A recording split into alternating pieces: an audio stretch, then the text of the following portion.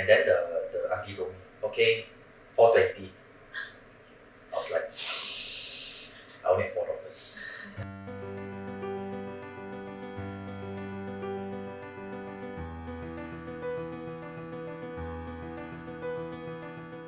Hi everyone, I'm Phoenix, the editor-in-chief of UKSLSS. Today, we will be interviewing someone who is very cool, who is a lawyer and also a celebrity. Can you guess who he is? He is our Board of Advisor of the UKSLSS, and he is Mr. Josephus Tan. The first question we'd like to ask you is, what made you actually serve as UKSLSS president? So when I took over the presidency in 2006 till 2007, I designed a website and I designed the coat of arms, of course with the help of some of my friends in Singapore, my working friends now. And then we also redesigned the magazine. It was called Let's Talk Sign. And then it was also during my presidency that the Singapore Legal Forum was born. So how did you actually, so you were talking about your journey as president and like balancing, so how do you find doing so many things like corporatizing the whole organization and your studies and everything? How do you find a balance between these two? Still there's I think a lot lies in the character, because for me, right, I really, during my time, my 3 years in the UK, as I mentioned earlier, I went as an adult student, as a mature student, as compared to my peers now. Yeah, so the guys or the girls, they'll be in their early 20s, or late teens now. So I think the focus there, at least for me, wasn't to party or to see the world, to travel around Europe.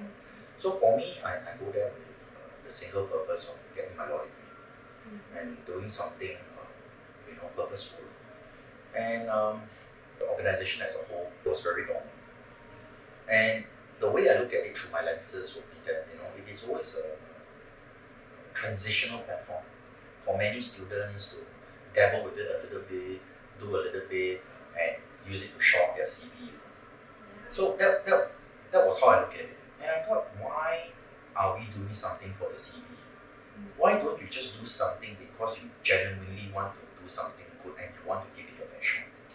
So even though I know that if the revamp is going to take a lot of work, it's going to take a lot of time, it's going to take a lot of traveling, but I think inherently it's in my character. If you want to do something, you give it your best shot. If you don't want, don't do it at all. That's just my character. So in a way, I'm quite extreme.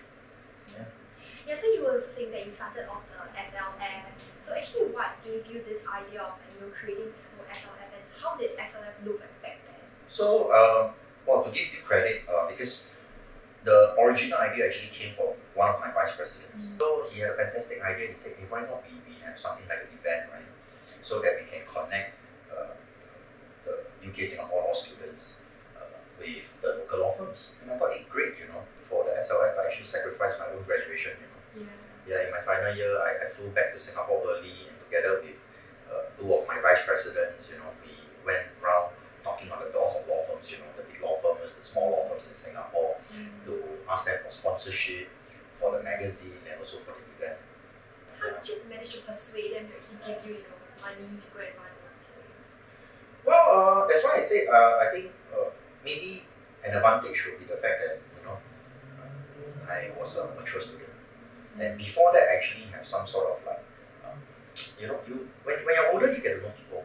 So in society, you will know a lawyer friend or friend's friend who's a lawyer. You already don't have the fear of approaching lawyers from big firms.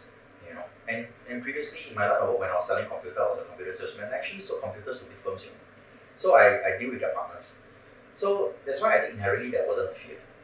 And second thing, it was just really about being thick-skinned, just go and cold call in and say, hey, can I speak to your partner in charge of this?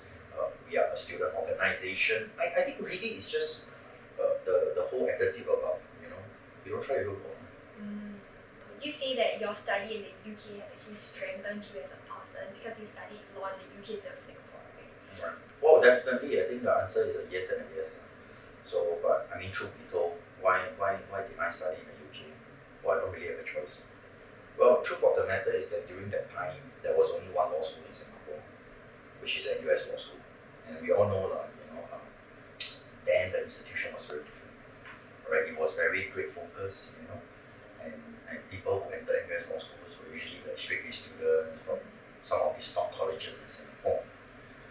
So there I was, with an external diploma in law from University of London. It was a private school, and I was overage, and I tried. So of course I wasn't entertained, and that left me with only two options, or in fact only one option, which is to go overseas.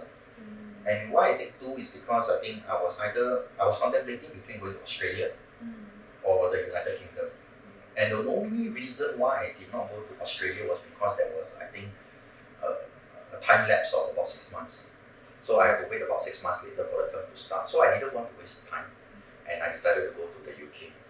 So it was really a practical concern.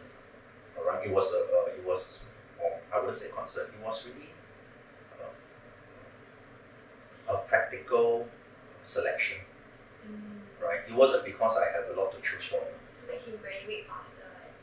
Yeah. So I think in my mind, I was very clear about what I want to achieve, and then my only thought was to go to an accredited law school and get an accredited law degree, so that I can start my journey in the workforce. It was simple as that. What made you return to Singapore instead of staying in UK? Because a lot of our UKSLSS members, like they want to practice in the UK, they want to go to magic circle firms, and they want an international experience. So back then, like, what made you come back to Singapore instead of staying there and getting a training contract, vacation scheme?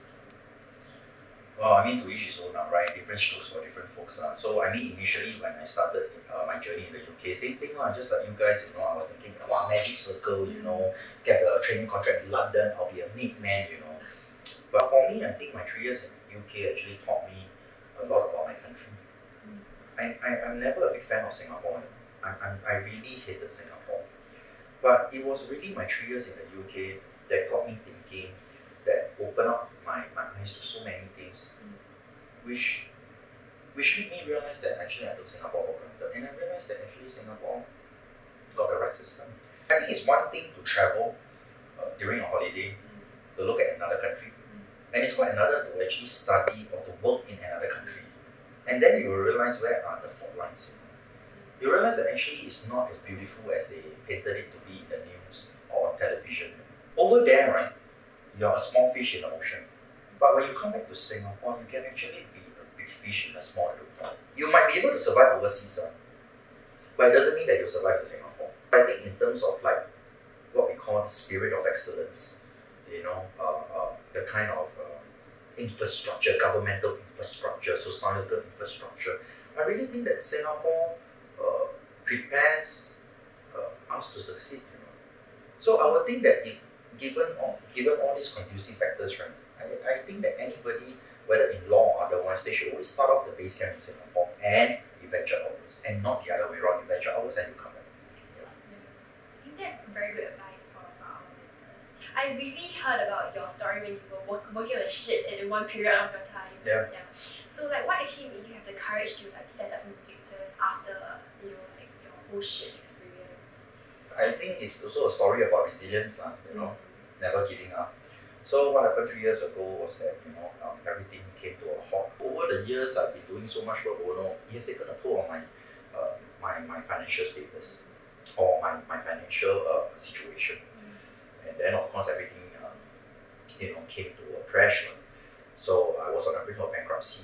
I owned the banks about almost close to $100,000, and then I got into a divorce, and then at the same time, I also suffered my first mild stroke scare. I was moments away from getting my first stroke, so I was hospitalized, and I'm put on permanent medication for the rest of my life until now.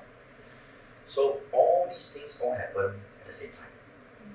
Yeah, and of course, not to mention that even in the few years before all these incidents in 2017, I was of course actively in the political arena. I was running with the ruling party. At one point I was even considered as a potential candidate for the general elections 2015, and I was also very involved in grassroots activities. And you guys know that you don't get paid for doing all this, right? Yeah, exactly. So over and above my top work, my pro bono cases. So I think it has taken a toll, definitely, not just financially, but emotionally, physically and mentally. So everything came crashing down. I shifted into a small little room, just around the corner here. I barely had like $20 left on me. Yeah, and I actually starved for 3 days. And that small little room has a small little window, a kitchen window, And ironically, that window, right, the view from that window, right, that kitchen window, was actually overlooking the state courts. So every day, I will, sit down beside the window. I will just look at the state courts, thinking, what's happening.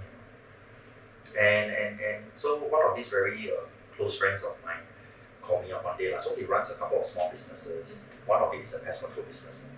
He said, hey Joe, come on, follow me, follow me on my job. So basically, the long and short of it, his job is pest control, but very specialized. He does pest control on tankers, on ships, passing through Singapore ports. So how it works is that you have to take a small little launch boat, which is like those that you took to Pulau Ubin. Alright? So from there at Marina South Pier or at West Coast Pier, you take a small little launch boat to the anchored location, which is usually off Changi, alright, where the waters are deeper. So when you reach the big tankers, you're supposed to climb up. And usually these ships, they are like 4 or 5 stories high.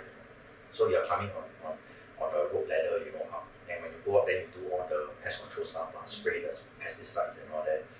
And then you descend from the boat and you take the small launch boat back to the pier. So that was what it was. It seems easy, but it's actually one of the more dangerous jobs you can ever find out there. And then after that, we came back. My friend passed me $150. And I was like, hey dude, what the hell is this? Hey, I don't want sympathy, I'm not a beggar or anything. And then he told me this. He said, in this industry, there's this thing called a boarding allowance. So if you risk your life, you climb a ship, right? This is like part of the allowance. So tonight, my boarding allowance is $300. But since you climb with me, I share half with you. It was very nice of him.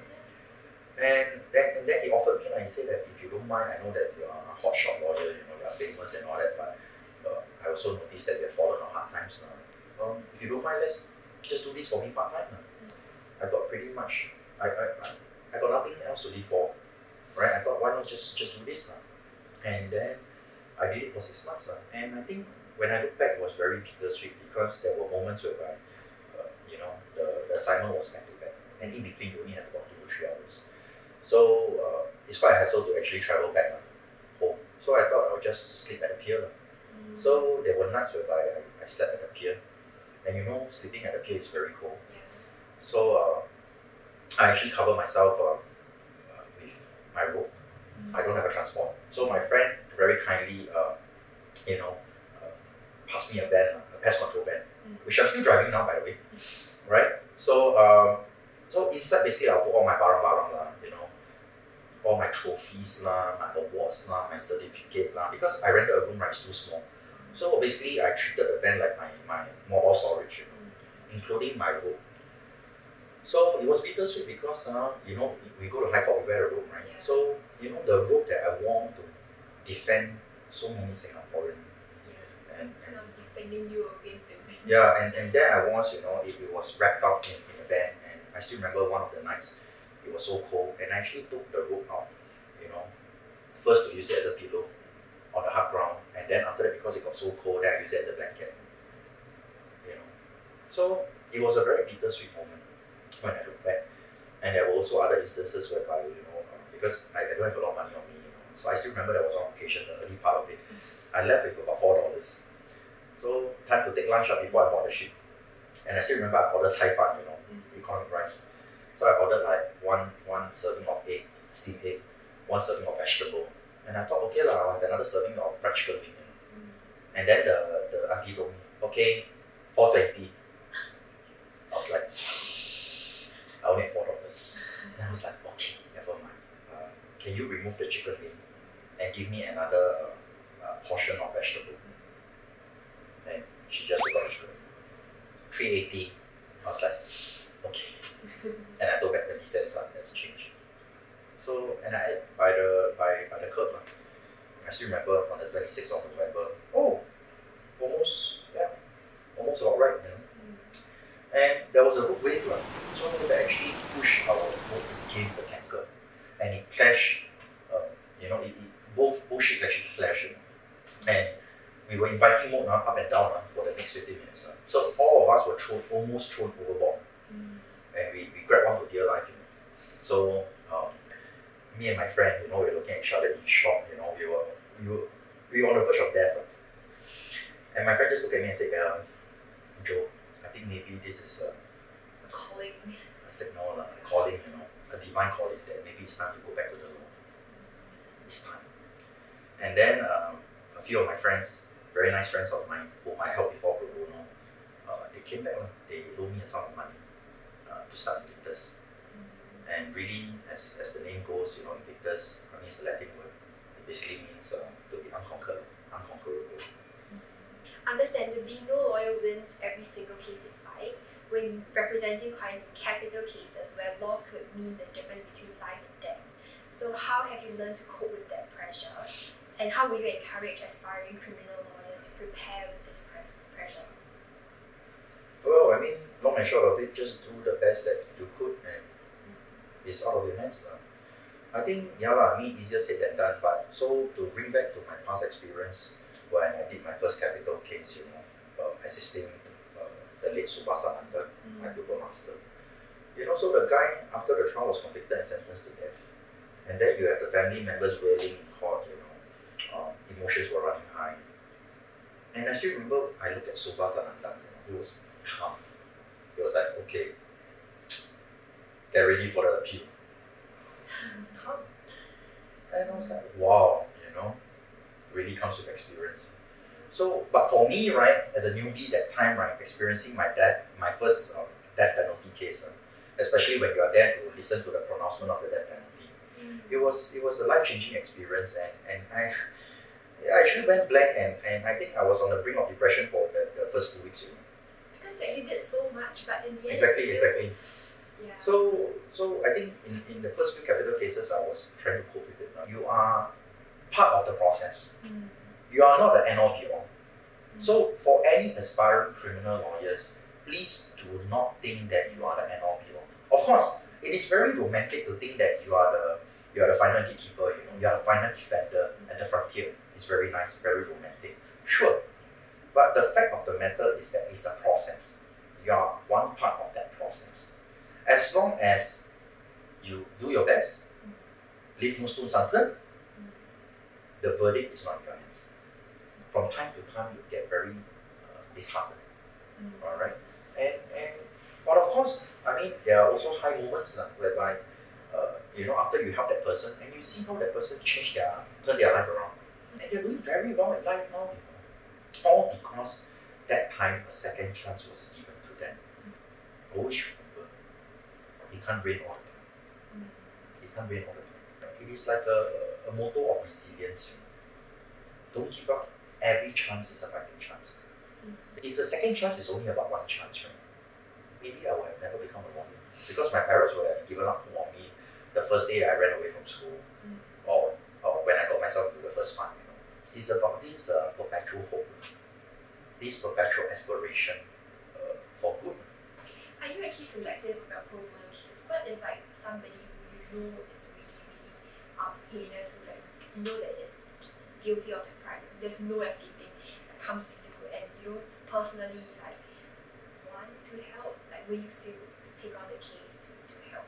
I think a lot of students, or in fact a lot of people, right, they do not understand this part about practice, is that a lawyer can always choose.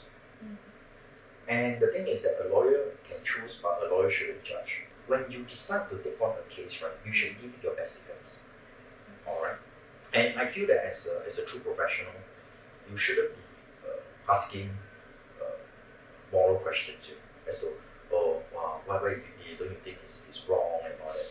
Because I think it's just like how a doctor will never question your lifestyle.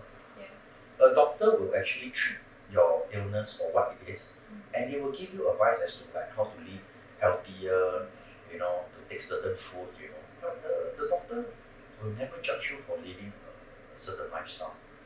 So when they are arrested for an offense and charged in court, then And ultimately, there is very little recourse on them.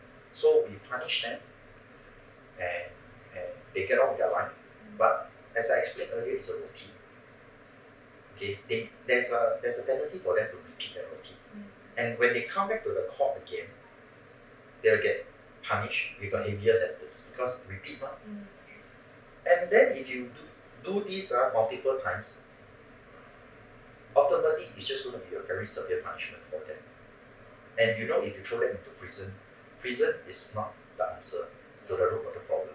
It's one thing to name the accused person because the law must not only be done, the law must be seen to be done. Sure, I take that point. Name the person, okay? So you can inform the public about what happened, right? What this person did. But if you put a picture to it, and it goes onto the digital space, you know, it's perpetual, it's impossible to take down. Then what's this whole idea about giving people a second chance? And when it comes to, like, for example, controversial or sensational cases, high profile cases, you see how people will engage in online forums, right? You see the level of their bantering, really, you can tell that there isn't a lot of law, you know, like, it's just down to a lot of gossips, a lot of trash talking, you know, a lot of like illogical comparison. Oh, you know, why did he knock down this person and he only got a jail term of 2 weeks? I think they trust the media too much, but without really critically thinking about like the aim of the media, how the media portray. But in all fairness to the media, I think that as we all know, media, because they have a tendency to sensationalize. I mean, that is inherently their nature, isn't it? But I think Singapore as a whole, right, as a nation, right, as a society, I think a lot can be done by the stakeholders to educate, all right, to educate Singaporeans about, about the basic laws. You know. Yeah, I think that is all we have for the interview questions today. Thank you so much, Mr. Josephus Tan, for answering all our queries, and we hope that you'll benefit from this interview series as well.